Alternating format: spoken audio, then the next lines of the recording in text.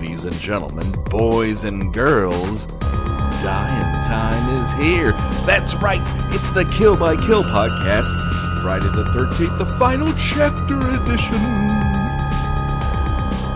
I tried to sound scary, but I think it just sounded like I had a frog in my throat. Anyways, hi! It's your old pal Patrick Hamilton coming to you once again from Camp Crystal Lake. We're as close to it as we can possibly get. At least it's rainy here in Southern California, so the mood is right. Welcome to the Kill by Kill podcast. If this is your first time or you're just returning to us after a long lull, let's remind you of our mission statement. We're dedicated to celebrating the least discussed component of any horror film, the characters. So we're going to unpack all the gory details of every hack, slash, and decapitation in the hopes that a character's untimely end is just the beginning of the jokes that we can make about them.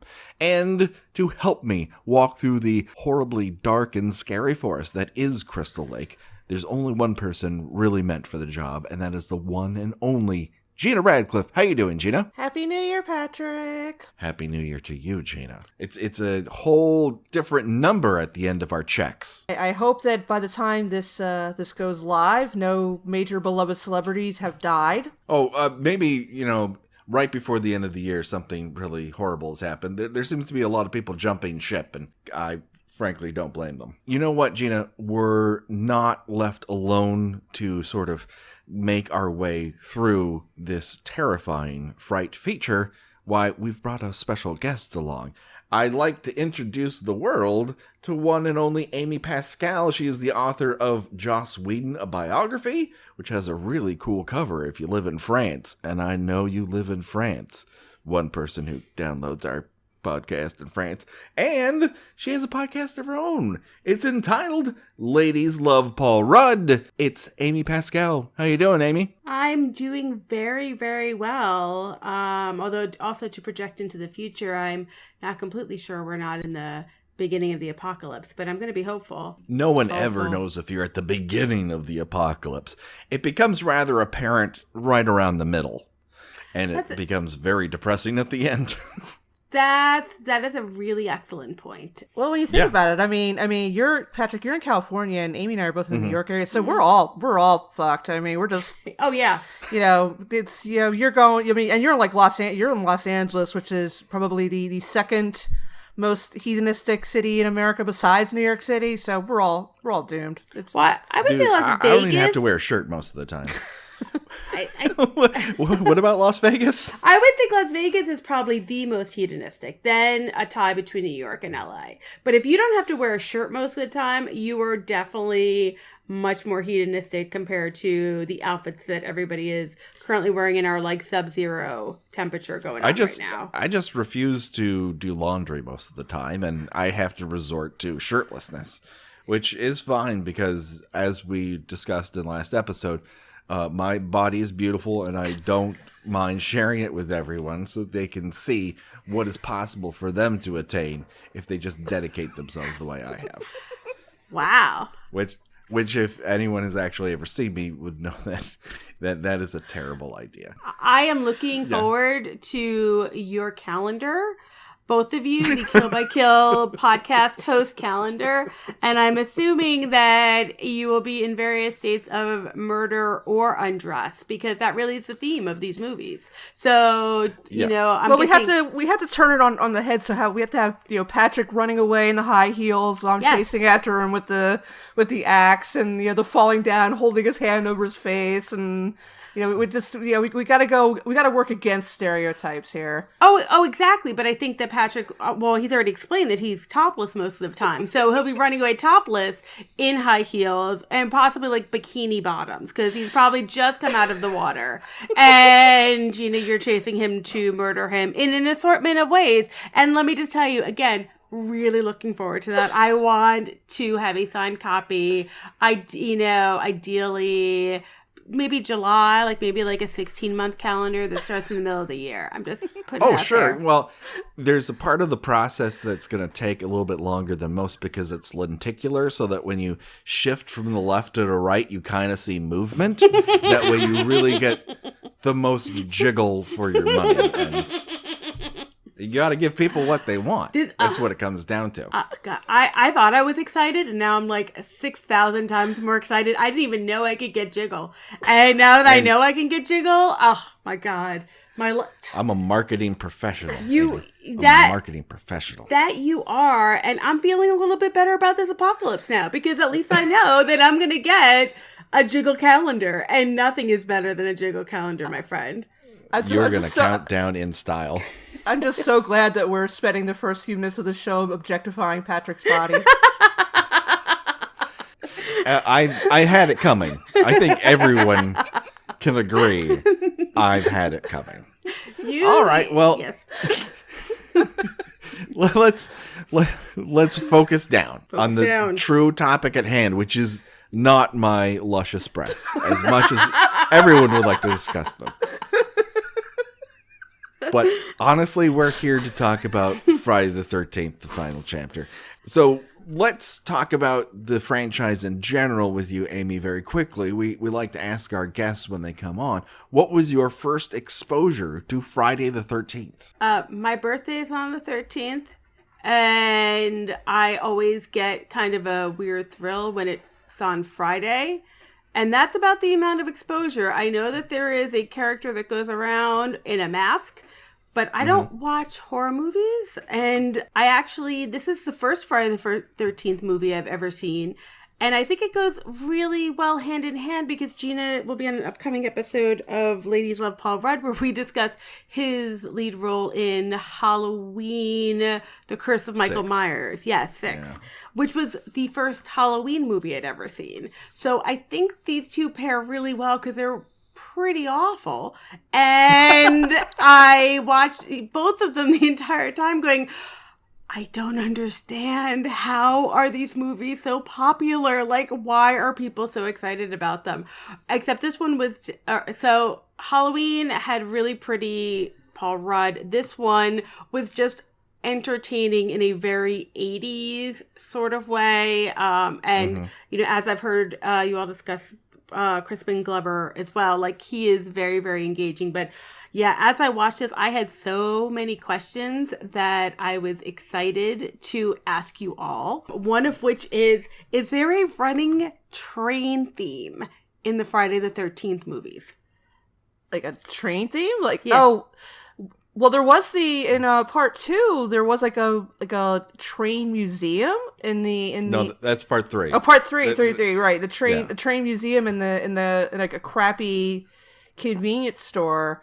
I mean, if there is, I don't think it's intentional, but I think it's just because it maybe sort of like just a typical backwoods sort of small town symbol. So you think of trains, like other side of the train tracks. I'm completely shooting in the dark with that, but this is what I've noticed. Every time there was supposed to be a creepy scene, whether I'm assuming it meant that Jason, it's Jason, right? Yes, Jason is in the background, or he's about to kill somebody. You would hear choo, choo, choo, choo. Oh no, that's it. Wait a second.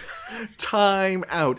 Are you telling me that you believe that the kill? Oh wait, it was kill? That's what it was? Is a choo-choo train? Yes. I thought he was, I knew it was someone saying it. I didn't know it was kill. The entire time I thought it was choo, choo, choo, choo.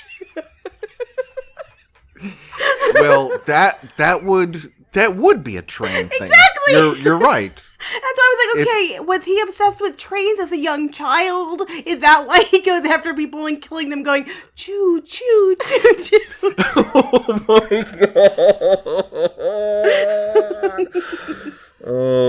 god. You know what? I don't know if any other revelation is ever going to break me the way it has.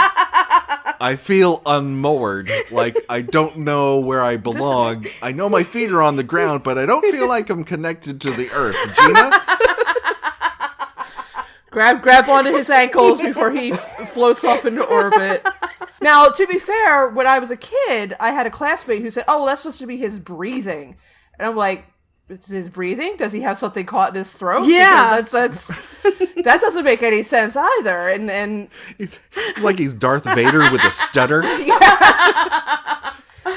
But yeah, that's I'm now never going to be able to watch the movies anymore without thinking, up there's a 9:30 train going by to New Brunswick. Can I just say the shock that you guys had in learning that I thought it was saying choo is the exact shock that I felt when you were like, what do you mean, the kill, kill, kill? Because I never once heard kill, kill, kill. I thought he was saying choo, choo, choo, and that he had like some sort of weird train obsession, and that like when he went to kill people, he was like, there was some train association he made, and that's why he was like kind of doing that quietly. Choo, choo, choo, choo, choo, choo. Well, and I was, I had mentioned Patrick briefly before we started recording that I had a very big misunderstanding about the kills we were going to discuss, and I don't know if I should bring it up now and just kind of get all of my ridiculousness out of the way so you know who you're dealing with, or I should just wait till we discuss Ted. I mean, why don't we start off with Ted? Ted is the first person we're going to talk about. So, you know, people are in the movie for a while at this point. Yes. We're down to the last sort of third of the movie. And to catch everyone up with who is left alive at this moment in time, let's talk about it ever so briefly. As we like to do, those left alive include Tommy Jarvis, who looks like he should be selling Ovaltine full time. And then we have Trish Jarvis, who's both allergic to pants and addicted to fruit juice. And finally, last but not least, is Rob, who's a shitty monster hunter, and to me appears to be the brawny man's less successful, still living at home with his parents sort of younger brother. And that's pretty much it, with the exception of who we're talking about today. And number one up to bat is Ted, who, Gina, ever so briefly, I was wondering if is Ted the version of the trickster character that we found a thread through in the other films? He was at the beginning, and then definitely mellowed out after he smoked a little bit of the marijuana. He but other than giggling nonstop, most of his dialogue after the first 45 minutes is ha ha he ha ha he makes some sort of remark about the old timey nudie movie he's watching. Like I said, he started out as really obnoxious and like the kind of, the guy who wants to think he's a player, but of course he really isn't because he's traveling with his fucking teddy bear. Oh, God. And using the teddy bear as a prop to try to get women to make out with him, to absolutely no one's surprise, this does not work. I am curious if it has ever worked for him. It's so odd as far as a come on line to say, you see this inanimate object that I happen to share a name with? Make out with it for a little while. Then talk to me about it. That is not really a panty dropper. Now, I'm not an expert because I have no panties to drop. I also don't have a shirt to take off. Well, I agree. I thought the whole thing was so annoyingly creepy. It seemed, that basically Ted seemed to be in the beginning a character, or at least throughout most of it, character that like found something that he thought was really funny or really pointed. So you've got like the dead fuck line that was constantly used. Then it became the teddy bear line that was constantly used. And from the moment he showed up, I realized I knew him from somewhere, and I did confirm that he's the main character in The Last American Virgin. Yes, I brought this up before. The most depressing teen sex comedy of all time. Exactly. And the only reason I remember this is because I adored Diane Franklin from Better Off Dead and then Bill and Ted, and she was in this. So I feel bad for the actor, but as soon as I realized that he was in it, I was like, oh, he's not getting any play. The part of which where I had a confusion, I would say, is you had told me the characters that we were going to discuss, and I somehow misread that, was it Doug, the prettiest man alive, or too pretty to exist, something like that. I thought you were referring to Ted is this person.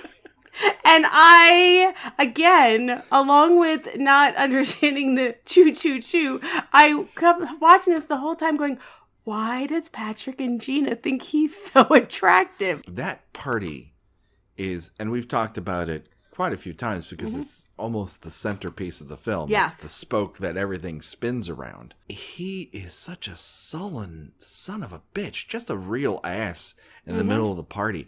When he finally gets sort of rejected multiple times and he's just like lighting matches on a couch. Yeah. At what point do you step and go, can you knock that the fuck off? That is also not a, hey, come talk to me. I have a wonderful way about me, sort of.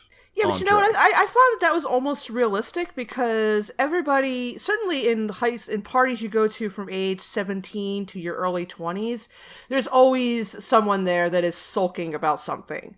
Either they've just broken up with somebody, or the person they like has decided to go out with someone else. And I know in my case, it was always the same guy. He would go out and sit on the front lawn, just sit there, you know, just like he was meditating. And, you know, eventually he would get what he wanted, which is everybody coming out there and saying, "You all right, dude? You all right, man? What's going on, man?" Common misconception that, you know, boys don't enjoy attention. No, they like attention, and sometimes they will do things like just randomly light matches in the middle of a party in some stranger's house. So actually, I thought that fairly accurate. So there's a scene in which Jimmy hunts down Ted in the kitchen, and he is openly complaining that he's getting nowhere with either of the twins, and then states to Ted, "It's no fair. Like you got the hot one, and can you tell the difference between the non-hot twin and the hot twin?" No. I mean, they have different pants on, but they're both braless.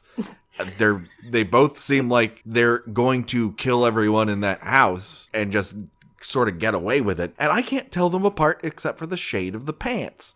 And then Ted pulls this, "oh, you're a dead fuck" thing where he sticks his whole hand out through the fly of his pants. It's funny, the idea that there probably are supposed to be 18, but he just always reminded me of like a 15-year-old. And all of his actions seemed very much like what a 15-year-old boy would find to be hilarious. None of which actually were. So this brings us back to a question we ask. We didn't really have to ask it in the first two films because what brought everyone together was a summer camp. Mm-hmm. In the first one, they were running a summer camp. In the second one, they were training to become camp counselors. In the third film, and now the fourth, we have a collection of people going off to a cabin. But I don't know what draws these groups together because they are a very odd dynamic where Doug and Paul are somewhat older. Paul's kind of an ass, but that's his own deal. But then you have Jimmy and Ted who just feel like, whose younger brothers are they? Yeah, I mentioned, I think in the episode for the opening of this, that they don't even talk to them until like more than, it's almost like they're not there. I don't think at any point does, although he doesn't talk a lot anyway, but I don't think Doug ever actually addresses them at any point. Yeah, Crispin Glover doesn't really hit on the girls at all. Like, he's still concerned with what BJ Betty, whereas Teddy is like basically like swinging it and hoping that somebody is like gonna look and be vaguely intrigued, like, cause no one's gonna jump on it, but like maybe be like, all right, I'll give you a pull or something. I don't know. I'm sorry. Yeah, you know what? That would be the highlight of his sexual experience at that point. Yeah. Well, I wholeheartedly agree. Yeah. Because he's coming from a state of ignorance. Yeah. I'm not entirely sure why. Ted seems most likely to claim that his girlfriend actually lives in Canada. That's why you've never met her. Yes. Oh, totally. Yes. And so he's coming from this sort of like experience that he's heard secondhand. The piece of advice is you never want to fail or look like a fool in front of the same girl over and over and over again. Like, just keep trying with different ones, and eventually someone will be stupid enough to say yes. And like, that's not the worst thing, because at least someone says not for me, and you're like, okay, on to the next one. You're not being a pest. Yeah. There's that, but I don't feel like comes from a sense of authority. It almost feels like this is what he's been told by somebody else. I think it does go back to, I do wonder if there was a scene where, you know, they are somebody's younger brother, or like Teddy is somebody's younger brother. and he dragged his friend Jimmy along or whatnot, and we've missed out, because that would make a whole lot more sense. So basically, he's an awkward teenage boy. Exactly. Mm-hmm. There is only one incident that I can directly think of that is one of the older group speaking directly to Ted. And that is before Sara heads upstairs, and we will discuss that conversation between Sara and Doug at length, because there's a lot to unpack. But after she heads upstairs, and after she calls Ted Teddy Bear, Ted looks behind him at Doug, and Doug goes, "Don't start." Like, he's seen Doug hook up with multiple women. And I wonder if they're trying to intone that Ted is Doug's younger brother. That I would believe. I would really love to see their parents, because that is a stark difference in genetic material between the two. Not to disparage one over the other, but oh my God, there could not be two more dissimilar individuals in terms of, those two are related.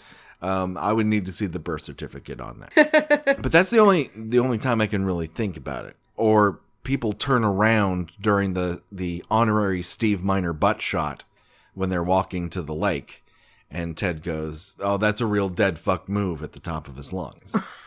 Otherwise, they're just shunned like the Amish. They just hang in the back, they sit in the back, they trail behind, and the less anyone has to interact with them, the better. They're hangers-on until the twins arrive, and then the twins set off the fuse of them battling one another out for who's going to actually get their penis touched by one of these one of these twins. And if it wasn't for Tina's incredible need to just get a penis at some point,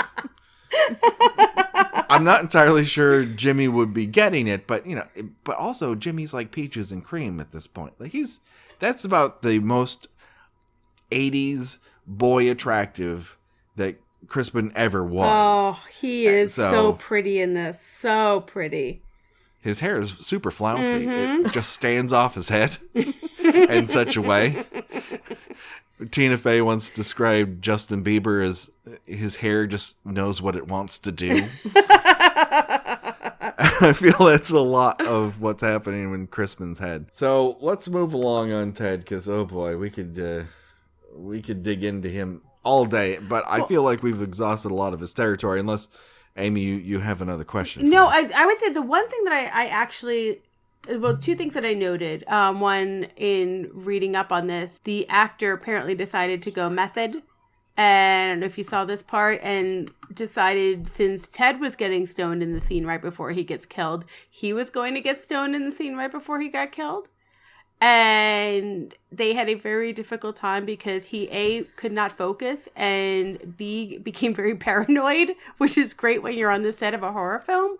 So it took a while, or I guess, I don't know if it took a while, but it was problematic filming that. But I think that there's actually a moment he's at the screen, and it's before he gets stabbed, and he just kind of turns because he hears a noise, and he's calling out, but there's this really brief moment, and it's just this very real moment, like almost like the sense of pathos that is lacking in his performance elsewhere.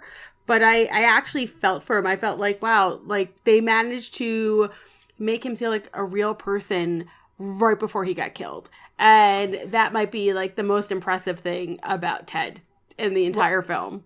Well, I think that was the moment he figured out that everybody was gone. Yeah. and that's just kind of shitty. I mean, no one wants to be at the party and just like, laughing it up and look around. Oh, everybody's left. All right. Well, it's just me sitting here now. So it's like really sad in a palpable way that he fully acknowledges that he is alone, and then he gets killed, and he, again, like the last American version, like ends the movie as a virgin. In talking about Ted's death, we've got him up to this movie screen where he's projected this stag film. And this is part of where I think Gina had once described Jason's superpower as knowing everyone's fuck style. He uses that against them. Okay. And here, I think there's a variation of that, in that he knows that Teddy is so desperate to be near a woman that he will paw at projected breasts if no breasts are near him, which is exactly what he does. And then the film ends. He stares into the blazing white-hot light of the projector bulb for no particular reason for 45 seconds. And then Jason stabs him through the movie screen into the back of his head with a kitchen knife, which is, as lucky as Alice was in the first film to get Mrs. Voorhees in one shot. He now can see through things. Later on, he's going to be able to see through a fucking door. A couple episodes ago, the same character who drowned and supposedly died by drowning because he couldn't swim, just a couple kills ago, swam like a fucking torpedo out into the middle of the lake and started kicking like a water polo Olympian so he could stab someone up through a raft and then kicked it back to the other side. He has become a superhero at this point. It's like he's one of the characters in Fast and the Furious. They've translated from, wow, that guy is full of muscles, to, oh, you can fly across 2 lengths of a freeway, catch somebody, and land on a windshield and go, whew, that was a close one. He is now part of the family. Yeah, he is a Fast and the Furious character.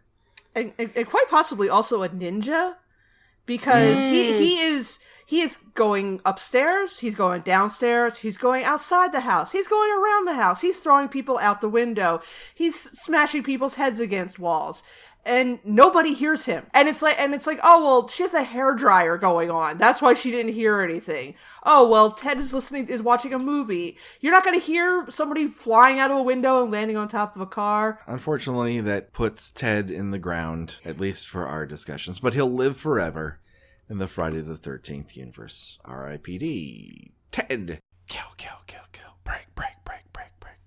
Well, hello there, killers. We're taking a break in the action to remind you about all the great podcasts that are available to you right now at the Ear Trumpet Audio Network, like The Songs That Saved Your Life. Now, we've talked about Gina's episode, but I recently recorded one where I had the great pleasure of talking about my extensive hip-hop dance career and what a gigantic, insufferable nerd I was in high school, and probably a lot longer than that. Anyways, check that out today. It's The Songs That Saved Your Life, but that's not the only great show over at the Ear Trumpet Audio Network. Also check out Pet Cinematary, Ladies Who Library, Lifemark, The Realist, Taxes, and Tater Tots. Please Don't Send Me to Outer Space, and many more are on the way. All of them are available at eartrumpetaudio.com or wherever you download podcasts. We'd also like to thank the killers who've been chatting with us on Twitter. Podcasts like Rogue Riffers and Halloweekly, Bloody Popcorn, That Horrible Woman, and the Excessively Diverted podcast. We've all been having great back and forth, and they've been sending out love and talking about stuff on the show, and it's a great conversation. Even at accounts like All Hollow Haunts and at Valkentine. I don't know how to pronounce it, but every week that person has something to say about the show, and it's a great conversation. Please be a part of it. We're at Kill by Kill Pod on Twitter. We'd love to hear what you have to say. And now, the body count continues. Kill, kill, kill, kill. Break, break, break, break. Okay, so let's move on to our next two, and we get multiple fuck couples in this particular episode. Probably why Friday the 13th Part 4 is perhaps the best of all the Fridays. You get more of everything. Multiple couples, and multiple couples who are having sex for the first time. Yeah, I mean, it's got everything. Which is what the most implausible part of this whole movie was for me. Not Jason being able to throw an axe through a door and hit his victim with perfect aim. not Ted being able to hear the screams of his best friend in the room next door as he gets a hatchet to his face. No, the moment where I most thought, come on, was the fact that it was Sarah's first time, so they're having sex in a shower while standing up. I am totally with you, Radcliffe. I'm telling you right now, there is no way that a girl who refused to skinny dip, who was just aghast that Samantha was having sex with anybody, is then... It's like, okay, you know what? I've decided this is something I need to get past. You're an incredibly beautiful human being, Doug, and you seem very nice and kind. Maybe this is the perfect time to do this. Let's have sex. And Doug's like, you're right. Let's get in the shower. Now, you put your leg over here. Now, if we don't want to use any soap because things will get slippery. Talking about things that will get slippery. What won't? Your vagina. Because water is coming down on us, and there's nothing worse for lubricant than shower water. I'm telling you, right now, sex in the shower is one of those things that sounds super awesome. And then you're like, yeah, but my calves are beginning to hurt because I have to be on my tiptoes to be anywhere near you to make this work. That's not fun. It just isn't, and it shouldn't be anyone's first time. I mean, that's basically like trying to use Photoshop when you haven't even used MS Paint yet. That is way advanced technique. Well, but here's the thing, and I love that analogy. But my question is that if Sara hasn't had sex at all, maybe she died a virgin. Maybe they didn't actually manage to have proper sex, and she just didn't know that because she's never had sex before. Possible. It is distinctly possible. The Wikia, and everyone's favorite part of our podcast, is when we learn a new piece of disinformation from the Wikia on Friday the 13th.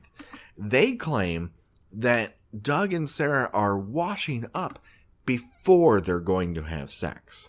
So they're soaping up each other's naked bodies in the shower, and then they're going to dry off and go have sex in the bunk as planned. I mean, hey, they've been infested with Crystal Lake water. If that's what she wants, that's what she wants. They've never even kissed before, have they?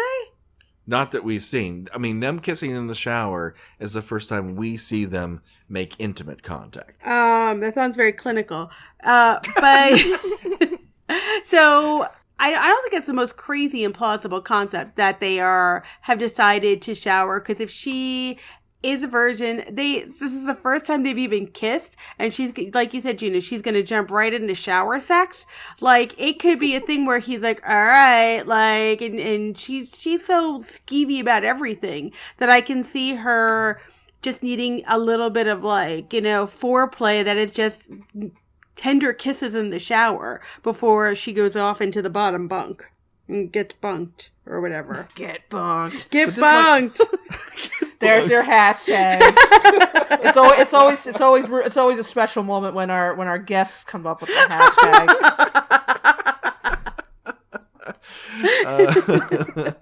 hashtag. It is entirely possible that this might be her first time even being naked in front of another a person that she wants to be sexual with. So the shower, even then, the shower is this very elaborate mechanism that you don't necessarily need. Oh, but, yeah. I mean, I guess it gets them in a separate room for all the other deaths. They can't hear someone being dragged out a second-story window and flung onto the top of a station wagon. They can't hear Jimmy being stabbed in the hand with a corkscrew and chopped in the face with a meat cleaver. So, okay, all right. But to me, I don't know. It's one of those jetpacks flying cars situation that does not feel believable. I think for a girl who is so concerned with reputations, I can see her being a little bit hesitant, and again, like, this is the 80s and we're in a big slut-shamey time. I can see her being nervous and being like, let's just make out here for a little while. So now, we've seen her model her panty and bra set that she's decided to lose her virginity in the scene previous to this. So she's decided, like, here's my getup that I'm going to use to seduce this person who's very amenable to having sex with me. All right, fine. this is how she wants to present herself. That is her druthers. But then she takes all that off, and then they hop in the shower.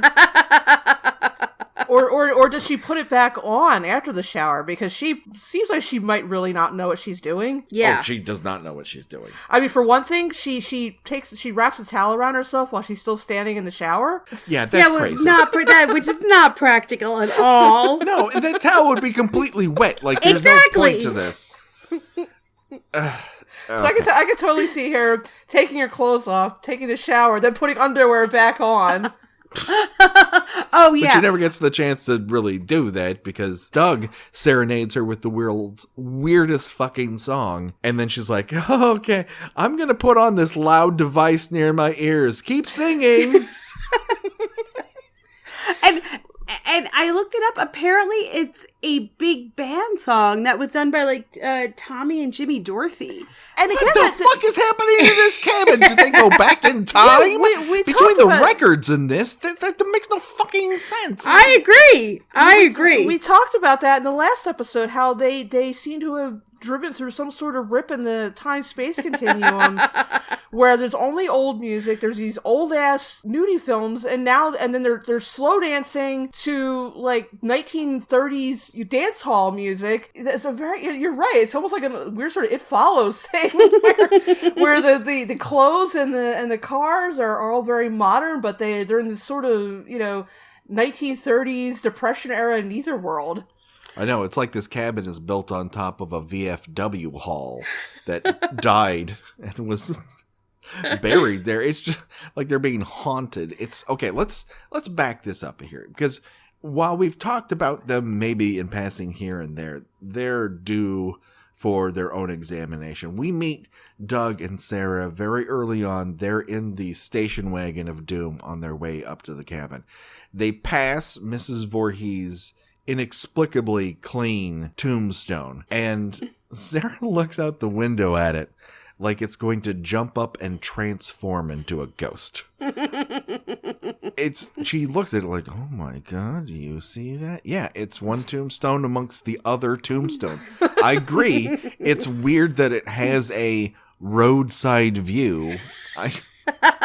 But that's kind of an East Coast thing where, like, graveyards are just like there and then are gone. Yeah, they are totally. That is very accurate, really, especially in rural New Jersey, where there'll just be a graveyard right on the side of the road. I pass two regularly every day. I'm so used to that. Even really, and then if I go even a little bit further out, there's very small ones that are just off on the side of the road, which is about an hour north of New York City. So that part didn't faze me whatsoever because that just seems perfectly normal to me. It's just funny that Sara is very much introduced and built up to be this very naive, sort of innocent young woman, that it's ultimately surprised that she does not actually turn out to be the final girl.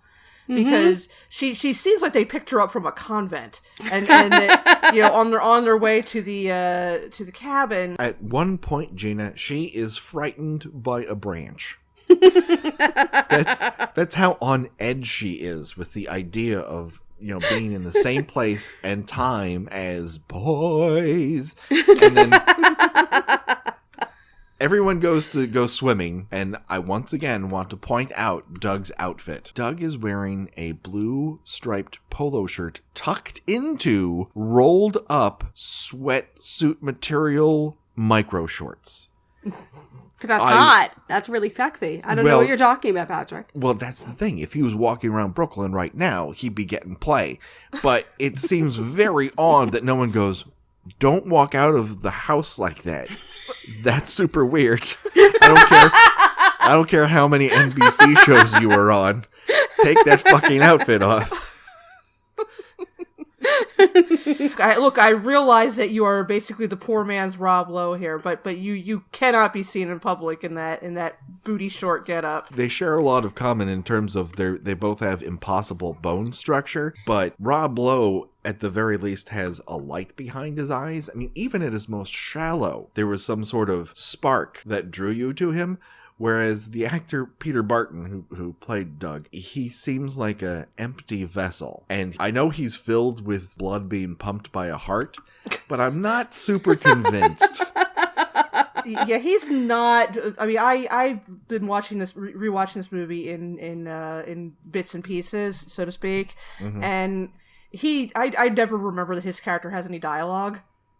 He barely speaks. Like every scene that he talks in, I think that's the first time I've heard him speak.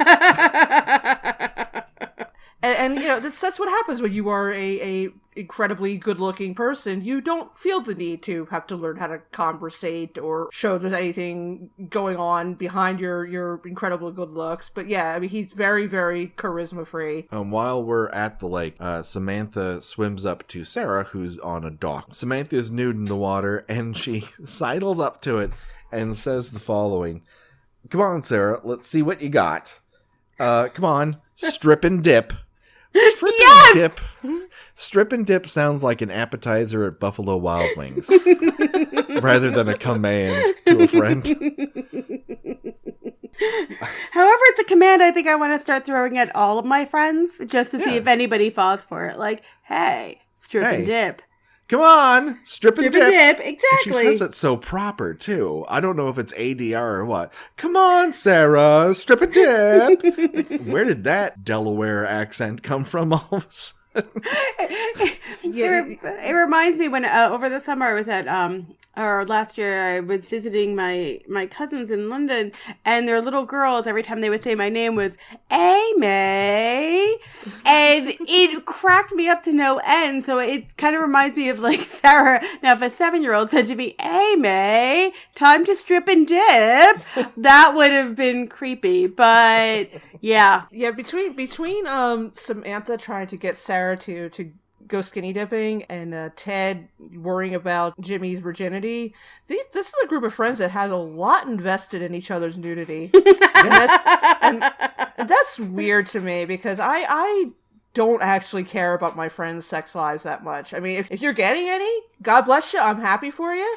If you're not, I mean, that's fine too. I'm not going to make it my mission to get you laid. I'm not going to tell you why you're not getting laid. I'm not going to make suggestions about how you can get laid. I am not going to make you get naked in front of me. That's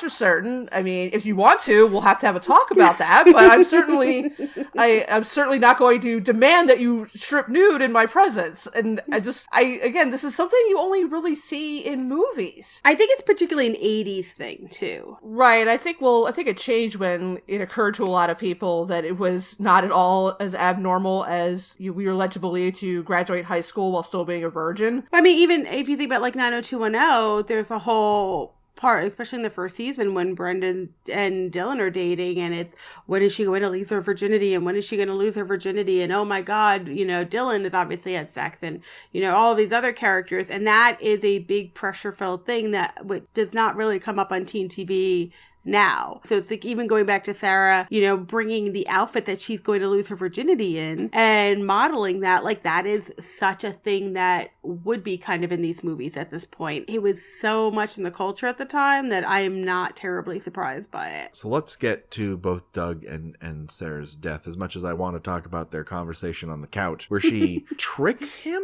into agreeing to have sex with her. I'm going to go up to bed. Are you tired? No. Yeah. Do you mind sleeping in the bottom bunk? No. Why, are you going to sleep on the top one? No. Did you just make me agree to have sex with you? It's a real, I mean, how long was she working on that algebra question? Like, say, my vagina is available tonight. And Doug was like, okay, I'm there.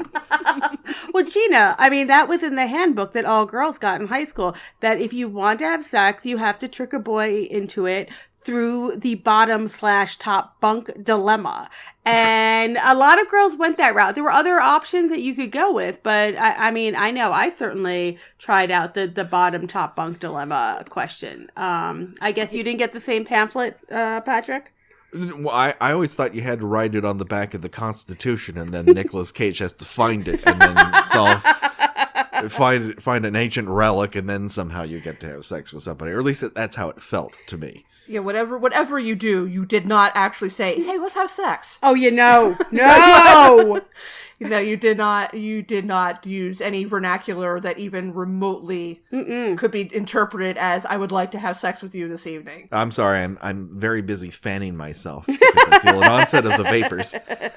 When we last left our inexplicably bathing duo, Sarah's decided to go off and reapply her panty and bra set, and Doug is singing the world's weirdest fucking oldies tune to himself, off key. He then notices somebody through the smoky glass, assumes that it is Paul, and immediately makes a gay joke. Now we know we're in the 80s, kids. Because nothing says 80s quite like inexplicable gay joke. And the inexplicable gay joke also kind of seemed like he would have been happy for Paul to come into the shower with him. I'm wondering if these two really do have a relationship. I want to believe it, to be honest with you. Yeah. I much rather buy Paul and Doug as a couple than I do Paul and Samantha. Yeah. Oh my God. There's no way Paul with his fucking jerkwad hat and Three Stooges come on is pulling down Samantha. Not with that station wagon as his method of transportation. No. Whereas, do I believe Doug and Paul are a side piece together? Yeah. I mean, like, I wouldn't put it past them, and God bless them if they are. I mean, Doug is just gorgeous. He's so... I mean, really, is Paul good enough for Doug too? I mean, when you think about it, I don't think Paul is good enough for. Well, maybe Paul and Ted could pull something off together. Oh, I bet they could. Yeah, Listen, it was that one time. It was raining. They were both in the station wagon, and things got out of hand. Like it happens. I know. I legitimately thought that he would have been very, very happy if Paul had come into the shower as well.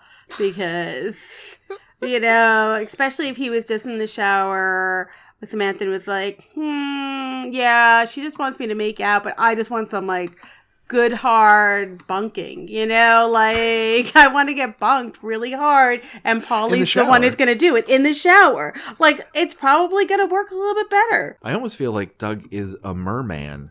And the only way he can have sexual contact is to be in the water?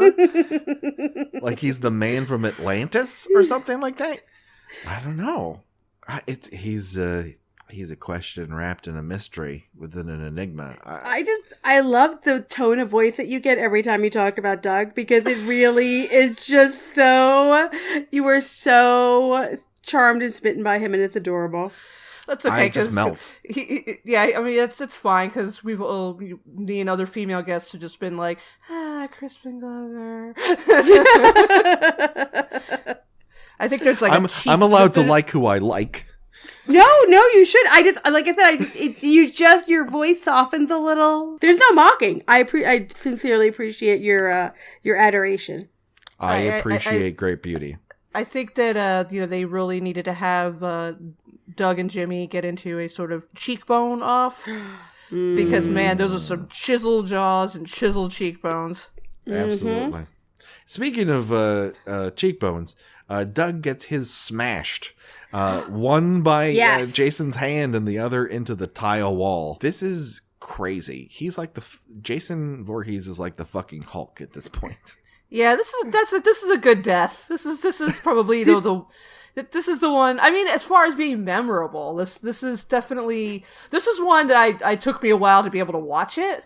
Mm-hmm. And I was still kind of like, kind of like, kind of looking away a little bit because I remember, I guess I was probably about maybe 12 or 13 when I watched this, and I was like, oh God, no, and just like looked away till it was over because anything happening to somebody's face, no matter how nice cheekbones they have, just freaks me out. Mm-hmm. But yeah, so this is definitely for a largely unmemorable character, except the fact that he's incredibly handsome, it's a pretty spectacular, over-the-top death. I agree. So, I had watched the entire movie just to get a sense of everything the first time. And then I went back and rewatched their deaths to discuss on the podcast. And I have to say that I was super creeped out by his death and, just kind of jumped and made noises of like oh God, no, like sense. And I did it both times, I think when we watched it the third time, I was like, okay, yeah, no, I can't rewatch this one because this was legitimately disturbing and creepy. I'm with you. It was definitely a good death.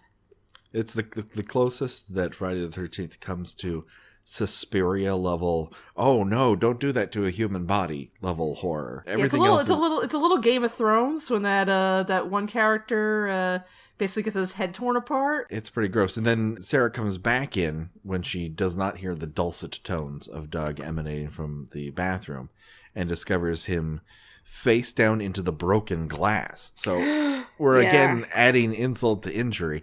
She freaks the fuck out, Doug, R.I.P.D., and bolts. At least this time when the person bolts, unlike Paul, she knows for sure Doug isn't coming back. Like, you see that and he's not moving, his head is impaled on glass. Like, that's not a, oh, did you slip and fall situation. That's like, holy fuck, I need to get help. Whereas Paul just swims away from a stabbing victim like it's catching. And she heads down the stairs, gets to the front door, we find that it's locked, and then an explosion happens. And all of a sudden, there's an axe in her chest, square in her fucking chest. And just by guesstimating, Jason Voorhees has thrown an axe through a door into a person's chest. I mean, Hawkeye ain't got nothing on this motherfucker. Let me tell you that. I know that the death scenes were very heavily edited in the cut that made it to theaters. It actually took me a minute or two to figure out what happened to her. Yeah.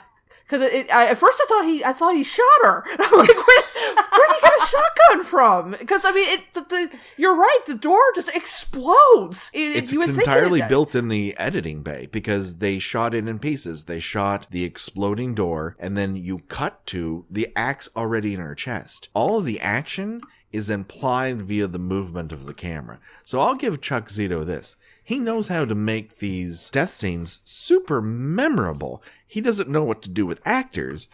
Luckily, he casts some interesting people.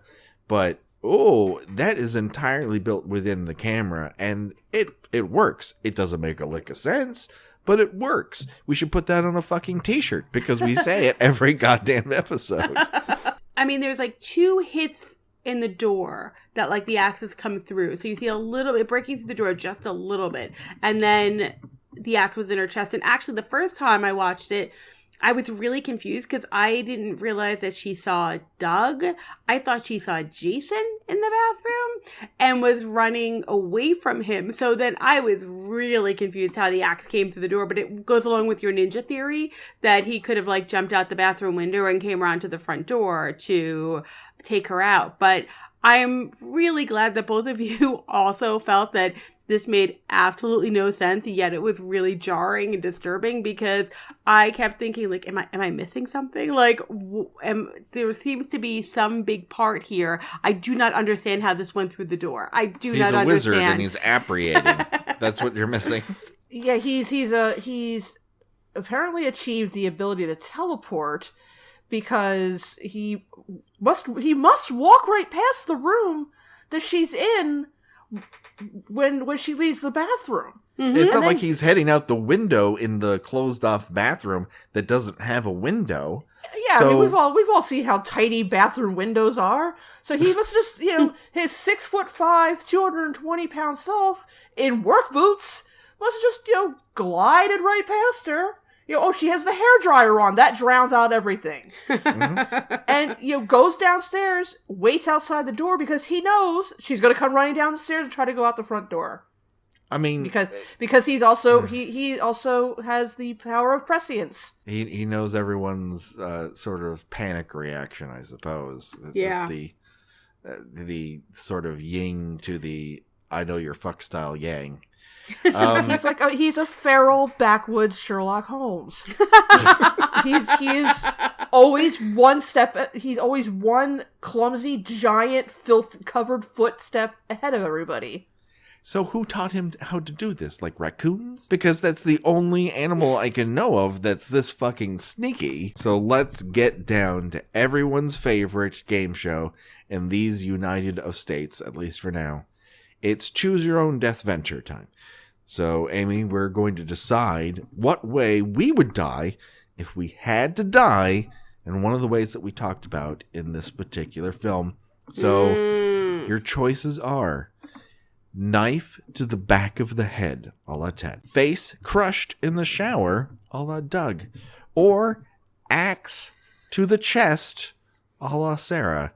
Amy, you're our guest. You get to go first. I'm going to go with Ted's death because I definitely do not want Doug's death, and I don't want to watch somebody like squishing my face so that I die. I do kind of like the appeal of someone apparating and just throwing a axe at me and I'm dead like immediately, but she had the fear that she was like running from there. And I think there's something about Ted's death where he just contemplates that he is the only person left. He is alone in his life. He will always be alone in his life. And that kind of resonates with me. And then he dies. And I think like, yeah, kind of contemplating my solitude on this earth and my own mortality. And then being inexplicably and unexpectedly murdered. Okay. Do understand that you'll be found with a spooled up porn film. I'm fine with. That part I am totally fine with. It's because it's like, it's like from like what, the 20s or the 30s. It's classy porn in particular. It's classy porn. I'm good with classy porn. Everyone write this down. Amy's good with classy porn. I'm good with non-classy porn too, but if I'm going to be found dead, I'm good with being found dead with classy porn. All right, Gina, we're up to you. What say you? I just want to say real quick that this is probably our most philosophical episode so far. I'm really loving this. We're hitting some heavy shit here. I for one support it in every way.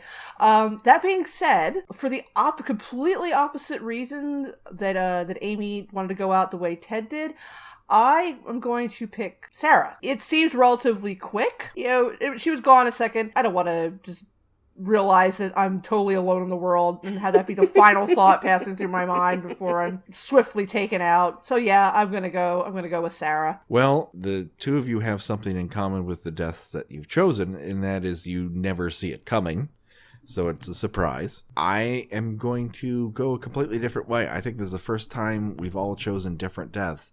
Ooh. I'm going with Doug because I'm going to be found without a shirt on, and that's the natural state that I like to be in. So that appeals to me and to my nature. Also, I feel like head crushing, while incredibly painful, would be over a lot faster than bleeding out with an axe in my chest. Or, again, just like Deputy Winslow in Part 2, being stabbed in the back of the head is one of those things that looks grisly, but you don't really know that he's going to pass away all that fast. Like, he could still be around for a while because it's not like it's a vital organ. So, I don't know. That just, there are too many unknowns there. Whereas I know that I'm dead once my head hits the broken glass and I'm just out. And then I just get to shower, wash all my troubles away. In addition to being very philosophical, this might be the episode we've most often referenced Patrick's semi-nude body. Maybe there's a connection there. I don't know. You would not be the first pair of women who found my half-nude body to lead them to new philosophical realms and personal epiphanies. Yeah, seeking a higher form of consciousness to explain the universe. Sure, some life-changing breakthroughs. Yeah, it's not uncommon. Not as uncommon as you might think. Alrighty, well, that brings us, unfortunately, to the end of yet another Kill by Kill podcast. Hey, Amy, why don't you plug us here? What do you got going on? Where can people find you in the world? People can find me on the Twitters at Amy Pop, AMYPOP, and my personal website is the Amy Pascale, TheAmyPascale, and you can find out. You can probably stalk me just about anywhere else. That'll shoot you off to everywhere and find out more about the Joss Whedon biography I wrote. And there's our podcast, Ladies Love Paul Rudd, where we are feminine gazing the hell out of Paul Rudd in all of his roles, which... No, I get it. I'm super excited to do. We've just started, and Gina is going to be is a guest on our Halloween episode, which is fantastic. So check us out there. Oh, I can't wait to listen. Oh, hey, Gina, where can people find you on the internet? I write about 70s and 80s television at tuneintonight.wordpress.com. That's right. People, check it out. Hey, do you want to talk to us? You know, there's a couple different ways to do it. One, on Twitter, at KillByKillPod. Two, if you want to email us, it's killbykillpod@gmail.com. Also, if you would like to rate and review us on iTunes, we would love for you to do it. You know what? There's a great way to add to this, and that is to tell us about your favorite death in the Friday the 13th series in your review of the show. If you do that, we will read it on the air once we see it and record, whenever the hell that is. That's our guarantee to you for now. Who's to say where we will be in the future? Because, well, we all know it's going to happen in a couple weeks. Oh, anyways, hey, let's get the fuck off with that topic. This has been the Kill by Kill podcast, and I've been so happy to be with you. For myself, Patrick Hamilton, and for Gina and our guest, Amy Pascale, it's time to say bye-bye. Bye.